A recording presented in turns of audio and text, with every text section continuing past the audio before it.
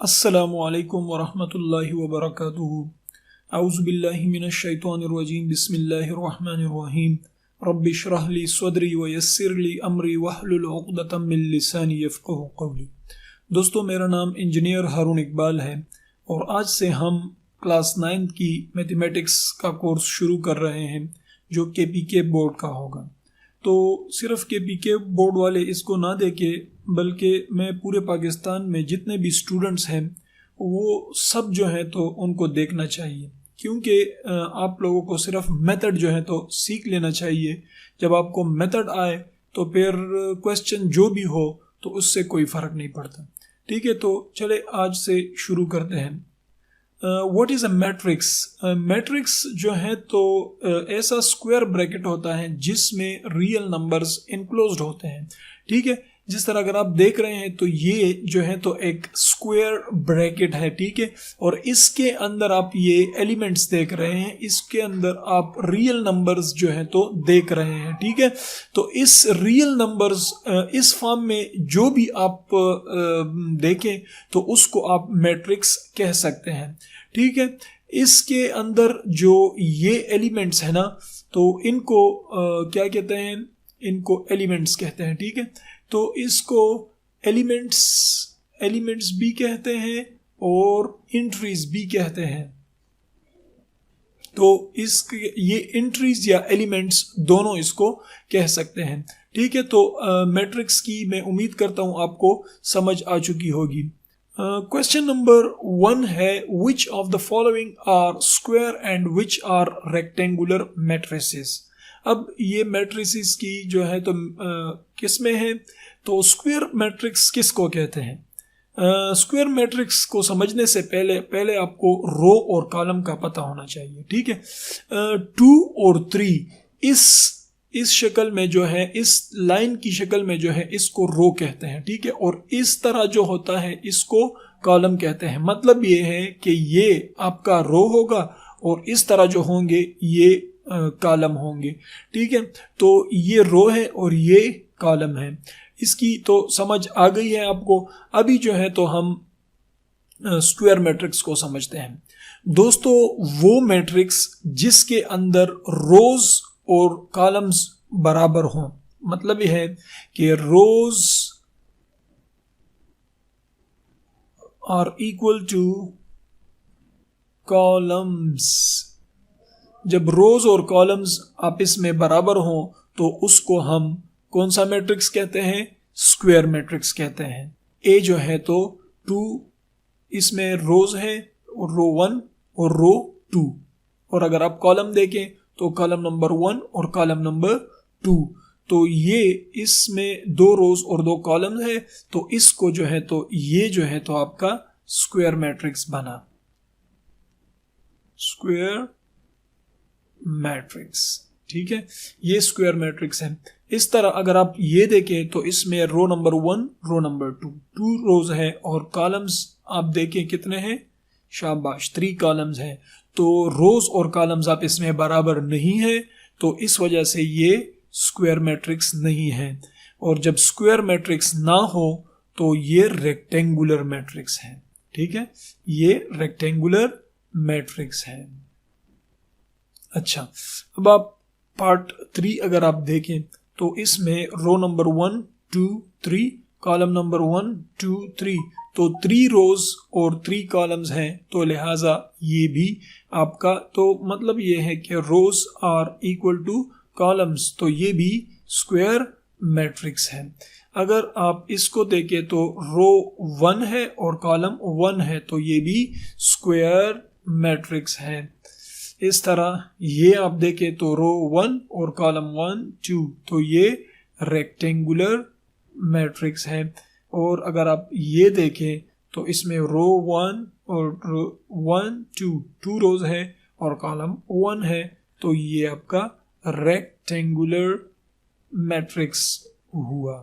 ठीक है, तो स्क्वायर मैट्रिक्स और रेक्टेंगुलर मैट्रिक्स की आपको समझ आ गई है। क्वेश्चन नंबर 2 है, list the order of the following matrices. दोस्तों ऑर्डर्स किसे कहते हैं? ऑर्डर या डायमेंशन भी हम इसको कह सकते हैं। ऑर्डर का मतलब ये है कि पहले इसमें आप बताएं कि रो कितने हैं। ये रो नंबर 1 है और ये रो नंबर 2 है। पार्ट फर्स्ट में अगर आप देखें तो रो 1 और रो 2, कॉलम 1 2 3, तो हम इसकी ऑर्डर इस तरह लिखते हैं, order is equal to 2 cross 3। मतलब ये है कि ये आपके रोज है और ये आपके कॉलम्स है। पहले हम रोज लिखते हैं और फिर कॉलम्स लिखते हैं। तो ये पार्ट फर्स्ट का जो है तो ऑर्डर 2 क्रॉस 3 है। इस तरह अगर आप इसका देखें तो ये 1 क्रॉस 1, क्योंकि 1 रो है और 1 कॉलम है। इस तरह 1 2 रोज और 1 2 3 कॉलम्स। ये 1 2 3 रोज और 2 कॉलम्स। ये 1 रो 2 कॉलम्स, 1 क्रॉस 2।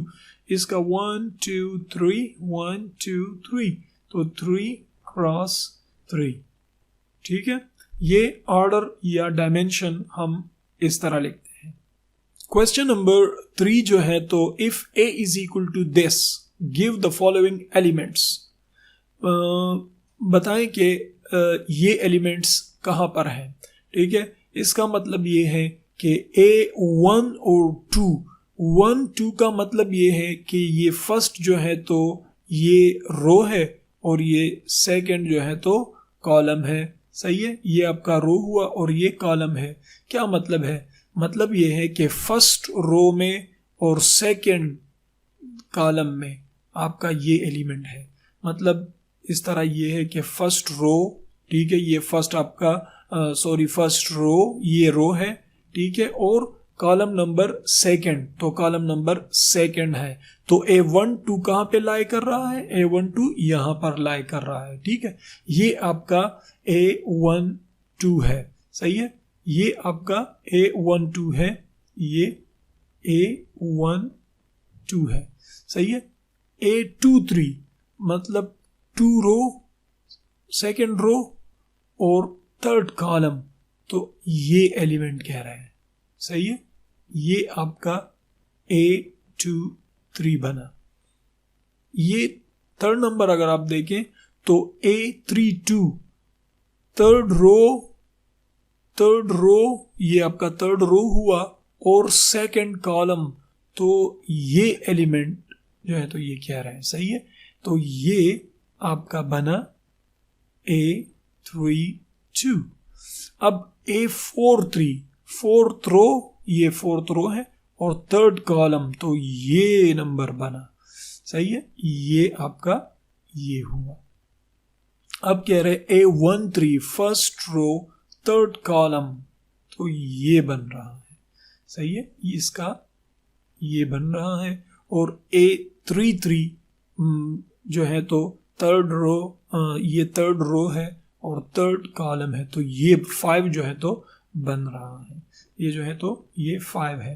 तो इस तरह हम जो है तो ये 1 2 का मतलब होता है कि फर्स्ट रो में सेकंड नंबर कॉलम है, तो ये एलिमेंट है।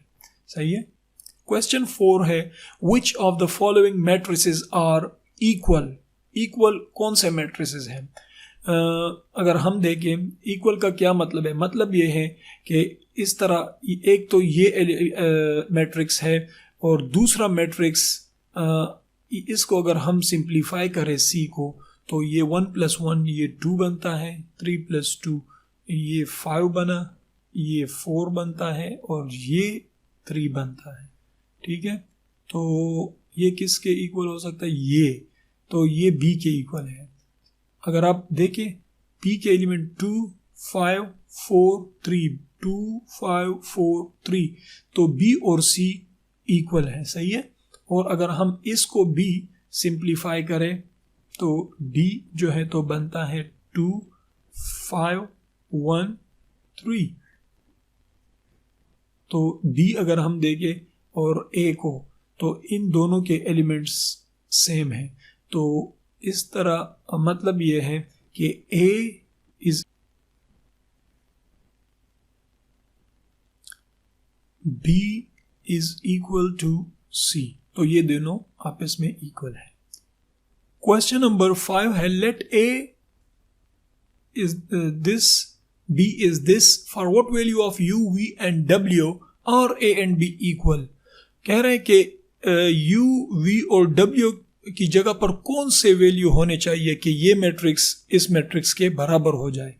अगर आपको याद हो, अभी हमने जो है तो दो मैट्रिक्स किस तरह बराबर होते हैं वो हमने पढ़ा है। मिसाल के तौर पर अगर आप देखें, A इज इक्वल टू 1 2 3 4, ठीक है, ये हमारे पास एक मैट्रिक्स है और दूसरा मैट्रिक्स है B 1 2 3। तो यहाँ पर आप गेस करें कि कौन सा एलिमेंट होना चाहिए कि ये मैट्रिक्स और ये मैट्रिक्स दोनों बराबर हो जाए। डेफिनेटली यहाँ पर 4 होगा, तो तब ये मैट्रिक्स इस मैट्रिक्स के बराबर होगा, ठीक है। तो इसी तरह A is equal to 2 - 3 U 0, ठीक है। ये इस दूसरे B मैट्रिक्स के कैसे इक्वल होगा, तो V की जगह पर कौन सी वैल्यू होनी चाहिए, तो यहाँ पर देखिए ये 2 है, तो V की जगह पर B अगर 2 होगा तो तब B ये वैल्यूज यहाँ पर 5, यहाँ पर W है, ठीक है। तो ये मैट्रिक्स और ये मैट्रिक्स कब बराबर होगा, ये उस वक्त बराबर होगा जब ये वैल्यू और ये वैल्यू आपस में बराबर हो, जब ये वैल्यू और ये वैल्यू आपस में बराबर हो। इसी तरह ये वैल्यू इस वैल्यू के बराबर हो और ये वैल्यू इस वैल्यू के बराबर हो, तो तब ये दोनों आपस में इक्वल होंगे। तो u की जगह पर यहाँ पर तो हमें पता है 5 है, तो यहाँ पर भी u की जगह भी u भी 5 के बराबर होगा, तो u की फाइंड हो गई है। इस तरह w की क्या वैल्यू फाइंड करेंगे, तो यहाँ पर 0 है तो यहाँ पर भी 0 होगा, तो w भी 0 होगा। इस तरह अगर आप देखें v, तो इसकी जगह ये है 2, ठीक है, 2 हमें पता है तो यहाँ पर भी 2 होगा, तो v इज इक्वल टू 2। तो ये आपका क्वेश्चन सॉल्व हो गया है, ठीक है। अब ये दोनों मैट्रिक्स आपस में बराबर हैं। क्वेश्चन नंबर 6 है, if this matrix is equal to this matrix, find the values of A, B, C, X, Y and Z। तो ये 6 वैल्यूज है जो हमने फाइंड करनी है। तो ये बात आप याद रखें कि ये मैट्रिक्स, क्वेश्चन में इन्होंने कहा है कि ये पूरा मैट्रिक्स इस पूरे मैट्रिक्स के बराबर है। जब ये मैट्रिक्स इस मैट्रिक्स के बराबर होगा तो इसके ये एलिमेंट इसके बराबर होगा, ये इसके बराबर होगा और ये इसके बराबर होगा। इस तरह ये इसके बराबर, ये इसके बराबर, ये इसके बराबर और ये इसके, ये इसके और ये इसके, ठीक है। तो ये इस तरह बराबर होंगे। तो x + 3 बराबर है 0 के, x + 3 बराबर है 0 के, ठीक है। तो x + 3 0 के बराबर है। तो x फाइंड करने के लिए हम क्या करते हैं, जब भी हम वैल्यू फाइंड करते हैं इसको हमने अकेले छोड़ना है। यहाँ पर इसके साथ ये प्लस हो रहा है, तो इसको 3 को इक्वल के इस साइड पे हम शिफ्ट करेंगे तो तब ये x फाइंड हो जाएगा। और इसको जब इस साइड पर शिफ्ट करते हैं तो इसके लिए ये रूल है कि अगर ये +3 है तो इक्वल के इस साइड पर जब अब हम इसको लाएंगे तो ये -3 हो जाएगा, ठीक है। तो x इज इक्वल टू -3, ये 1 वैल्यू आपको आपकी फाइंड हो गई है। अब सेकंड नंबर जो है तो z की value, z + 4 is equal to 6 के हैं। z + 4 इज इक्वल टू 6, तो यहाँ पर इस 4 को इक्वल के इस साइड पर शिफ्ट करेंगे। z इज इक्वल टू, तो ये +4 -4 हो जाएगा, तो यहाँ पर ये 2 आ जाएगा। z इज इक्वल टू 2, ये फाइंड हो गया है। अब जो है तो हम 2y - 7 जो है तो इक्वल है किसके, 2y -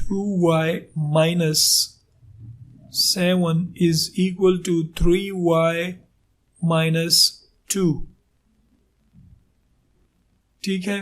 अब हम क्या करते हैं, इस 2y को इस बड़े वाले 3y के पीछे ले जाते हैं, क्योंकि हम बड़ा जो है तो छोटों के पास नहीं जाता बल्कि छोटे जो है तो बड़ों के पास आते हैं। तो इसको हम इस साइड पर शिफ्ट कर देंगे, ठीक है। और इस कांस्टेंट को इस कांस्टेंट के पीछे ले आएंगे, सही है, तो तब वेरिएबल्स, इनको वेरिएबल्स कहते हैं, तो ये एक साइड पर हो जाएंगे, सही है। तो ये -7 है और ये -2 जब इक्वल के इस साइड पे आ जाएगा तो +2 हो जाएगा। और यहाँ पर ये 3y है, ये 3y है, ठीक है। 3y को जब यहाँ पर +2y है इक्वल के इस साइड पर जब हम लाएंगे तो ये -2y हो जाएगा, ठीक। तो -7 + 2 तो ये आ जाएगा -5 इज इक्वल टू 3y से जब 2y सब्ट्रैक्ट होता है तो ये y आ जाएगा। तो y की वैल्यू, z की वैल्यू और x की वैल्यू हमने फाइंड कर दी है। अब हम जो है तो क्या करते हैं कि अब हम जो है तो वैल्यू फाइंड करते हैं कौन सी, a-1 इज इक्वल टू -3 के इक्वल है, ठीक है। तो अब हम ये फाइंड करते हैं, a-1 इज इक्वल टू -3, तो ये इसको इस साइड पे शिफ्ट कर लेंगे तो ये +1 हो जाएगा, +1 इज इक्वल टू -2, ये a फाइंड हो गया है। अब b-3 इसके इक्वल है, ठीक है, b-3 is equal to 2b +4, तो इसको इसके पीछे ले आएंगे और कांस्टेंट को कांस्टेंट के साथ ले आएंगे, तो -3 और ये +4 को इक्वल के इस साइड पे जब हम लाएंगे तो ये साइन इसका चेंज हो जाएगा, इज इक्वल टू 2b इस तरह लिख लेंगे। ये +b है, इसको यहाँ पर शिफ्ट करेंगे इक्वल के इस साइड पे तो -b हो जाएगा, ठीक है। -3 -4 तो ये -7 बना इक्वल टू 2b से जब b सब्ट्रैक्ट होता है तो b आ जाता है। तो ये अब आप देख सकते हैं कि b की वैल्यू भी फाइंड हो गई है और यहाँ पर हमने ये एक वैल्यू छोड़ दी थी 2c + 3, ठीक है।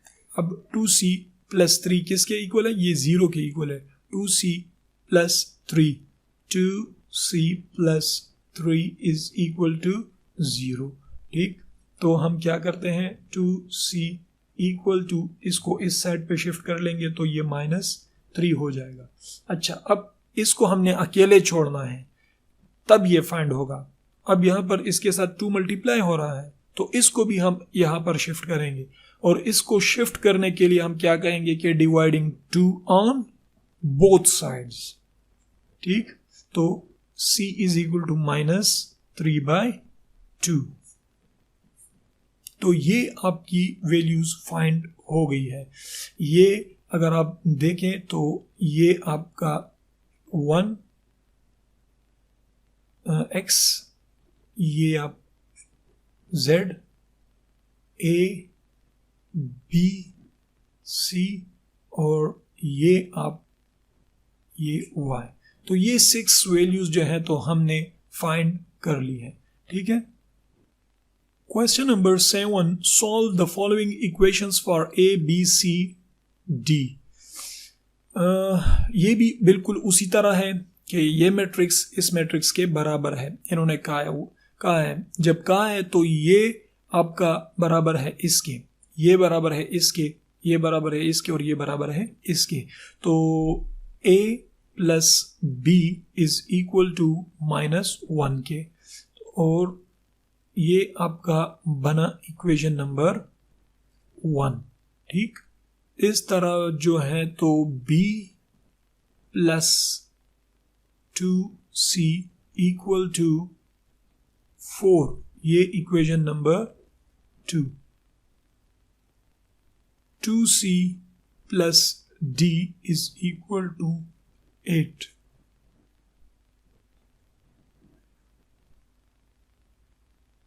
2a - d is equal to 0, equation number 4। Equation 1 2 3 4 बन गए हैं। तो हम क्या करते हैं कि इस इक्वेशन को हम कहेंगे कि ये a और b इसमें भी है और a और बी इसमें भी है, तो हम क्या करते हैं कि सेकंड इक्वेशन को फर्स्ट इक्वेशन से हम सब्ट्रैक्ट कर लेते हैं, ठीक है। तो हम कहेंगे कि सब्ट्रैक्टिंग इक्वेशन 2 फ्रॉम 1, ठीक है, सब्ट्रैक्टिंग इक्वेशन 2 फ्रॉम 1, तो a plus b equal to -1 और ये है b, सॉरी मैं इसको क्या करता हूँ थोड़ा सेपरेट लिख लेता हूँ ताकि आप लोगों को समझ आ जाए। a plus b equal to -1, ठीक है।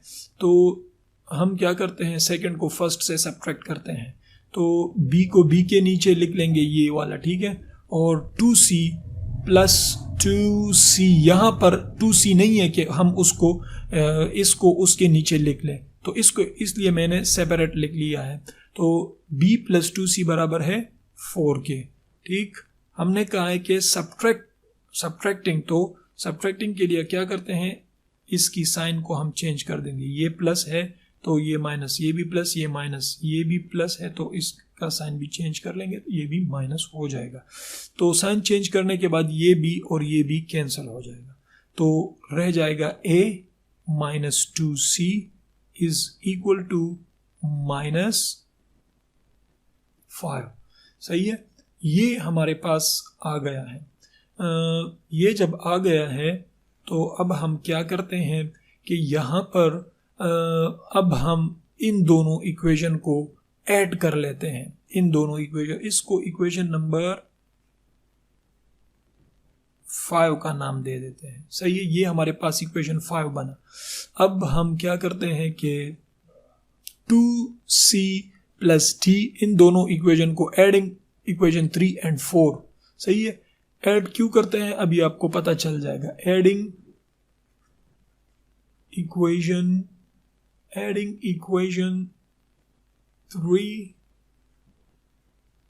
एंड 4, ठीक, एडिंग इक्वेशन 3 एंड 4, जब दोनों इक्वेशन को 2c plus d is equal to 8, और इस तरह 2a को यहाँ पर लिख लेंगे क्योंकि c नहीं है कि हम उसको इसके नीचे लिख ले, और माइनस d तो यहाँ पर लिख लेंगे और बराबर है 0 के। ऐड मैंने क्यों किया, क्योंकि इसके साथ माइनस का साइन है और इसके साथ प्लस का साइन है, तो ये इजीली कैंसल आउट हो जाएंगे। तो ये दोनों सॉरी ये क्या हो गया, इसमें इसको मैं सब्ट्रैक्ट कर दिया। अच्छा, तो ये जो है तो इसको और ये दोनों आपस में कैंसल आउट हो जाएंगे, तो ये रह जाएंगे 2a plus 2c is equal to 8। ये इक्वेशन नंबर 6 बना। अब हमारे पास दो इक्वेशन है 5 और 6, ठीक है। दो इक्वेशंस को हम क्या करते हैं कि इन दो इक्वेशंस को अगर आप इसमें देखें 2a है, इसमें भी a है, 2c है और इसमें भी c है, तो अब हम क्या करते हैं कि अगर हम इन दोनों इक्वेशन को जमा कर ले तो ये देखिए -2c और +2c आपस में कैंसिल हो जाएंगे। समझ आ रही है कि नहीं, दोनों आपस में कैंसिल हो जाएंगे। अब मिसाल के तौर पर मैं कहता हूं कि एडिंग इक्वेशन 5 एंड 6, तो 5 आपका a minus 2c equal to -5, और दूसरा इक्वेशन है 2a माइनस +2c ये वाला इक्वल टू 8।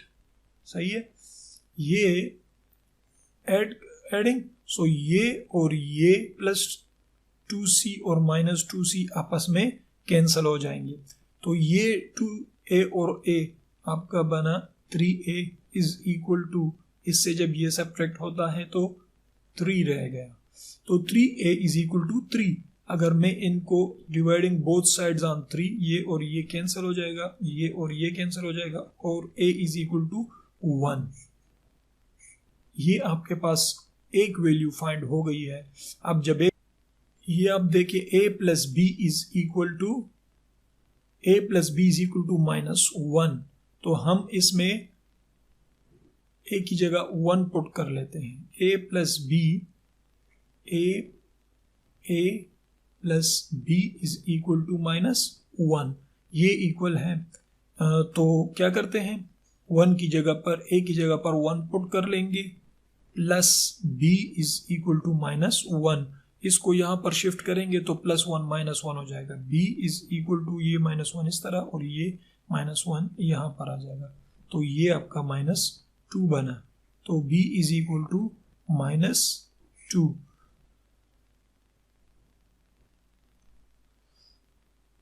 अब दो वैल्यू हमारे पास फाइंड हो गई है।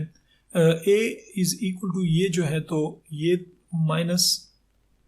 -1 के और ये जो है तो -2 के इक्वल हो गया है। अब रह गया है c और d, ठीक है। तो c और d अगर हम इसमें वैल्यूज पुट करें 2c प्लस d, इसमें अगर हम वैल्यू पुट कर ले तो यहाँ पर क्या करते हैं, putting value in equation number 2, b की वैल्यू हम b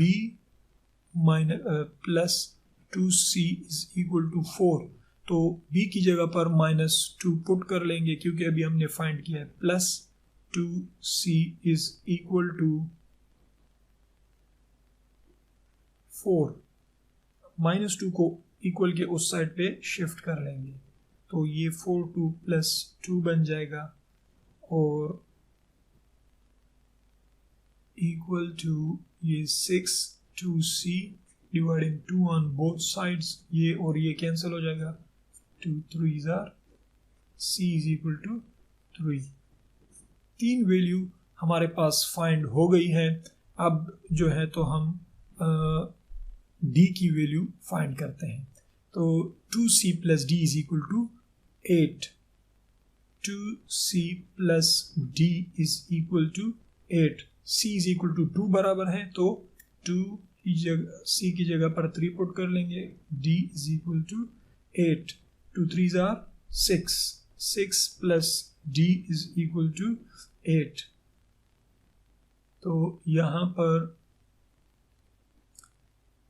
अब इसको इक्वल के उस साइड पर शिफ्ट कर लेंगे तो +6 जो है तो -6 बन जाएगा। इससे सब्ट्रैक्ट करते हैं तो ये 2 बन जाएगा। d is equal to 2।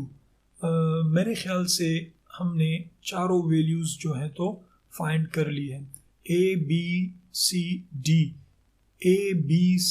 d ये चारों जो हैं तो हमने फाइंड कर ली है। तो ये अब हमारे पास रिक्वायर्ड जो वैल्यूज़ है तो a इज़ इक्वल टू 1 है, b इज़ इक्वल टू -2 है, c इज़ इक्वल टू 3 है और d इज़ इक्वल टू 2 है। तो ये आपका जो है तो रिक्वायर्ड आंसर्स हैं। उम्मीद करता हूँ आपको ये क्वेश्चन समझ आ चुका होगा। काइंडली अगर आपका कोई क्वेश्चन हो तो आप मुझसे कमेंट सेक्शन में पूछ सकते हैं और काइंडली ये भी बताएं कि मेरे टीचिंग का मेथड कैसे है। अगर आप इसको पसंद करते हैं या आपको अच्छा नहीं लगता या आप समझते हैं कि मुझे कुछ चीज़ें अच्छी करनी चाहिए तो काइंडली मुझे कमेंट सेक्शन में आप ज़रूर बताएं, ताकि मैं इस चीज़ पर बिलीव करता हूँ कि इंसान दिन ब दिन सीखता है और पूरा जो है तो एक अल्लाह की ज़ात है। तो लिहाजा आप लोगों की कमेंट्स का मैं इंतहाई कदर की निगाह से उसको देखूंगा और मैं बिल्कुल भी उसको इग्नोर नहीं करूंगा। इंशाल्लाह मैं उसको डेफिनेटली पढ़ूंगा और आपका बहुत बहुत शुक्रिया। इंशाल्लाह मिलते हैं नेक्स्ट लेक्चर में। अल्लाह हाफिज़।